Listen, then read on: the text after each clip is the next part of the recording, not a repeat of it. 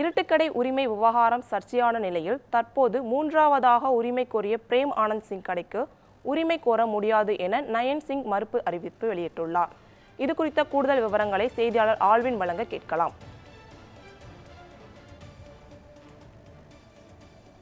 Alvin, இது குறித்து கூடுதல் விவரங்கள் என்ன, சொல்லுங்க.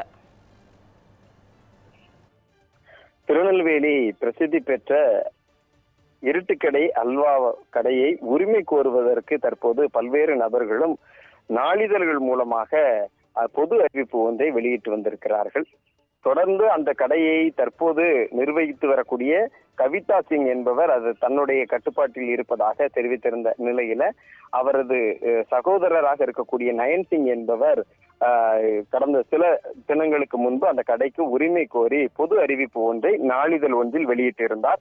அந்த நாளிதழில் அவர் வெளியிட்டிருந்த அறிவிப்புகளினுடைய அடிப்படையில தொடர்ந்து மூன்றாவதாக சென்னையை நிர்வகித்து வரக்கூடிய பிரேம் ஆனந்த் என்பவரும் தற்போது அந்த கடைக்கு உரிமை கோரி கடந்த சில தினங்களுக்கு முன்பு அவரும் ஒரு பொது அறிவிப்பை வெளியிட்டிருந்தார். அதாவது அந்த கடையினுடைய உரிமையாளராக இருக்கக்கூடிய நபரின் கிருஷ்ணசிங்கினுடைய அண்ணன் பேரனான பிரேமானந்த் சிங்குக்கு தனக்கும் அந்த கடையில் உரிமை இருப்பதாக, முழு உரிமை இருப்பதாக பொது அறிவிப்பு ஒன்றை கொடுத்திருந்த நிலையில தற்போது நயன் சிங் அவரது பொது அறிவிப்புக்கு மறுப்பு அறிவிப்பு ஒன்றை அவர் வெளியிட்டிருக்கிறார்.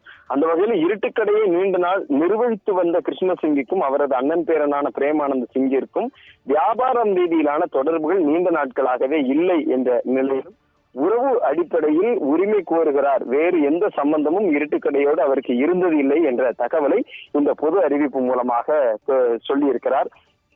பிரேமானந்த் என்பவர் கடந்த காலங்களில் கடையினுடைய மேலாளராக பணியாற்றிய ஹரிசிங் என்பவருடன் இணைந்து திருநெல்வேலி முதன்மை உரிமையியல் நீதிமன்ற கடையை கோரி வழக்கு என்பதை தொடுத்திருந்த நிலையில் அந்த வழக்கும் தள்ளுபடி செய்யப்பட்டிருக்கிறது.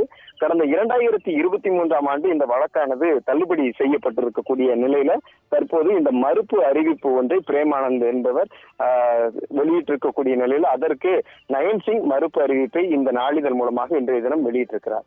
இப்படியாக இருட்டுக்கடை உரிமை தொடர்பாக பல்வேறு தரப்பினரும் உரிமை கோரக்கூடிய நிலையில அந்த கடை தொடர்பான சர்ச்சைகள் தொடர்ந்து நீடித்துக் கொண்டே இருக்கிறது. இறுதியில் நீதிமன்றம் மூலமாக அது யாருக்கு உரிமை கோர முடிகிறது என்பதை பொறுத்திருந்து பார்ப்போம். நன்றி ஆல்வின்.